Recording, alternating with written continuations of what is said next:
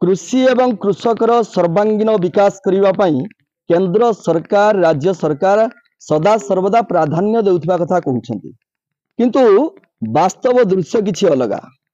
किछि दिन तले खरीफ ऋतु रे राज्य सरकार चाषी मानकू 800 टंका क्विंटाल पिछा बोनस प्रदान करथिले, जोथिबाई चाषी कोठा कोठी उत्साहित होई पड़ी रबी ऋतु रे कृषि को आपणे नैथिला, धान चाष को आपणे नैथिला।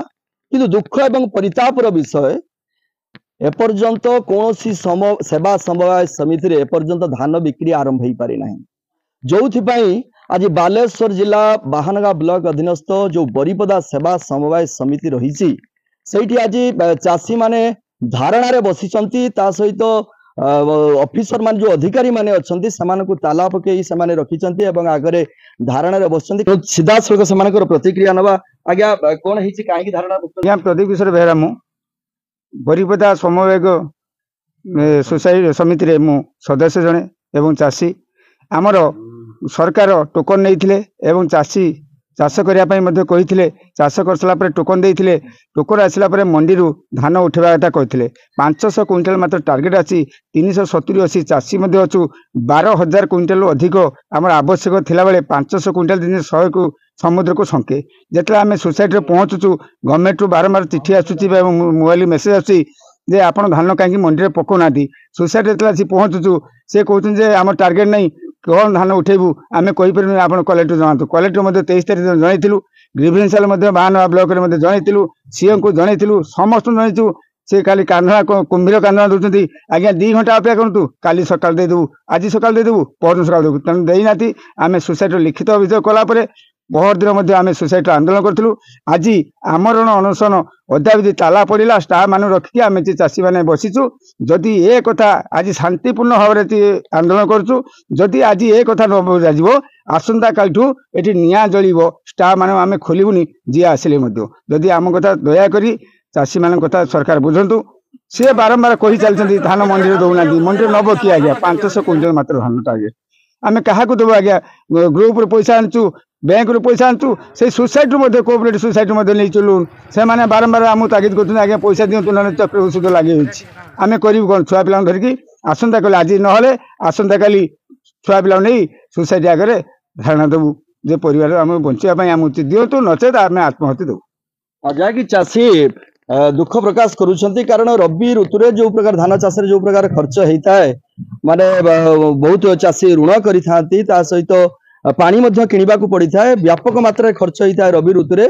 चलित वर्ष कोठी ना कोठी चाषी माने धान चाष प्रति टिके आग्रह बढ़ी जाइथिला कारण जते सरकार बोनस देले सही आशा रे चाषी माने कृषि क्षेत्र को आपणे नैथिले तबे दुख परिताप रे विषय आज मुंड पिछा गुटे क्विंटाल भी मध्य पडुनी जदि धान बिक्री के हबो केमिति एही चिंता रे चाषी बसचंती आउ कि चाषी अछंता प्रतिज्ञा नबा। आज्ञा कोन हिची आज्ञा मु कार्तिक चंद्र रथ कहूची बरीपदा समय समय बाहर जने चाषी एवं मेंबर अटे सरकार पंजीकृत करने कहले आम पंजीकृत कलु एवं चाष भी कलु किंतु आमर टोकन आसला आज की 13 तारीख 14 तारीख रु लैब्स होते बसला कि सरकार धान किणुना सोसाइटी आसी पहुँचला सेक्रेटरी कहते टार्गेट ना आम सीओ आम कलेक्टर भी जाइलु सीएसओ भी जाइलु ब्लॉक रे जाई चिट्ठी भी एवं देइथिलु आज देवे टार्गेट काली देवे टार्गेट एमती कही चलती किंतु किसी आम कथा बुझुना आम समवाय समिति रे 354 जन पंजीकृत करिसेंती 500 क्विंटाल मात्र जमा टार्गेट आसी आम चाषी भरणा होते गले 10 ରୁ 12,000 क्विंटाल दरकार टार्गेट जदि न देवे सरकार ताले आम आत्महत्या करू ए डिसीजन नहींछु। बरीपदा समवाय समितिर जड़े मेंबर एवं जड़े चाषी अटे मु 3 एकर जमी चाष कर 53 क्विंटाल धान मोर टार्गेट आसी मोर टोकन आसी किंतु कहउचंती सेक्रेटरी कहउचंती आमर टार्गेट नहीं आमे नहीं पारिबनी धान सरकार कहउचंती जे टोकन तो सरकार देले किंतु टार्गेट दौना तेणु सरकार कहते जय जवान जय किसान तेणु कौन जय जवान जय किसान तो किसी जहाँ कथार कहते कमर कि करूना तेणु आम ये निष्पत्ति नहींचु आज शांतिपूर्ण भाव में आंदोलन करूँ काली एठी निया जलिबो आम समस्ते आत्माहुति देबु।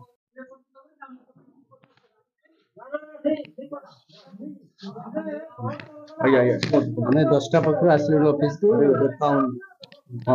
10ଟା ପାଖରୁ ଆମେ ଅଫିସକୁ ଆସିଲୁଣି, କିନ୍ତୁ ସୋସାଇଟିରେ ତାଲା ପକେଇ ଦେଇଛନ୍ତି। ଆମେ ଯେତେ କହିବା ସତ୍ତ୍ୱେ ଆମେ ତ ଟାର୍ଗେଟ କେହି ଦଉନୁ, ଟାର୍ଗେଟ ଦେବା ଲୋକ ଉପର ଅଫିସର ମାନେ। ଆମେ ଆମର କିଛି ଭୁଲ ନାହିଁ, ଆମେ ଯେତିକି ଅନଲାଇନ୍ କରିବା କଥା, ଚାଷୀଙ୍କୁ ଯେତିକି ହେଲ୍ପ କରିବା କଥା କରୁଛୁ, କିନ୍ତୁ ଆମକୁ ସେ ଚାଇ ପକେଇ ଦେଇଛନ୍ତି। ଆମେ ବର୍ତ୍ତମାନ ଭୋକ ଅବସ୍ଥାରେ ରହିଛୁ। କର୍ତ୍ତୃପକ୍ଷଙ୍କୁ ସବୁ ଜଣେଇଛୁ। ହଁ ଜଣେଇଛୁ, ଉପର ଅଫିସର ମାନଙ୍କୁ ଜଣା ହେଇଛି, ଫଟୋ ବି ଆମେ ଛାଡିଛୁ ଗ୍ରୁପରେ। ଆଉ ସିଏ ତ ମତେ କିଛି କରିନାହାନ୍ତି, ତ ଖୋଲୁନାହାନ୍ତି ଆଉ ଚାଷୀ। ଆଚ୍ଛା ଅଫିସର ଆପଣ କଣ କହିଲେ ସିଏ କହିଲେ ସିଏ ସେ କିଛି କହିନାହାନ୍ତି, ଏତେ କିଛି ଆନ୍ସର ମିଳିନାହିଁ। ଆଉ ପୁଲିସ ପ୍ରଶାସନ ଆସିଲେଣି ଆପଣ ରେସ୍କ୍ୟୁ କରିବାକୁ? ନା କିଏ ଆସିଥିଲେ ଯେ ତ ପଳେଇଲେ କାହିଁକି କିଛି କହିଲେନି। କିଛି କହିଲେ ନା ତ ଆପଣ ପିଇବା ପାଣି କିମ୍ବା ଖାଦ୍ୟର କିଛି ବ୍ୟବସ୍ଥା? ନା ନା କିଛି ସେମିତି। ଦୀର୍ଘ ସମୟ ଧରି ଯୋଉ ବାରିପଦା ସେବା ସମାଜ ସମିତିରେ ଯୋଉ ଅଧିକାରୀ ମାନଙ୍କୁ ତାଲା ପକେଇ ରଖାଯାଇଥିଲା, ଏପର୍ଯ୍ୟନ୍ତ ସେମାନଙ୍କୁ କେହି ପ୍ରଶାସନିକ ଅଧିକାରୀ ଆସିନାହାନ୍ତି କି ସେମାନଙ୍କୁ ରେସ୍କ୍ୟୁ ଏପର୍ଯ୍ୟନ୍ତ କରାଯାଇନି ଷ୍ଟାଫ ମାନଙ୍କୁ। ତେବେ ବି ଚାଷୀ ମାନେ ଏବେ ବି ଧାରଣାରତ ଅଛନ୍ତି, ଅଖିଆ ଅପିଆ ସେମିତି ପଡି ରହିଛନ୍ତି। ତାଙ୍କର ମୁଖ୍ୟ ଦାବି ରହିଛି, ଯେପର୍ଯ୍ୟନ୍ତ ଆମକୁ ଟାର୍ଗେଟ ଆମ ସୋସାଇଟି କି ନ ଦିଆଯାଇଛି ସେ ପର୍ଯ୍ୟନ୍ତ ଆମେ ଧାରଣାରୁ ହଟିବୁ ନାହିଁ। ଏମିତି ଆମରଣ ଅନଶନ ଜାରି ରହିବ। ସୁରବାହାନଗାରୁ ଜୟଦେବାଚାର୍ଯ୍ୟ, କାମୟାବ ଟିଭି।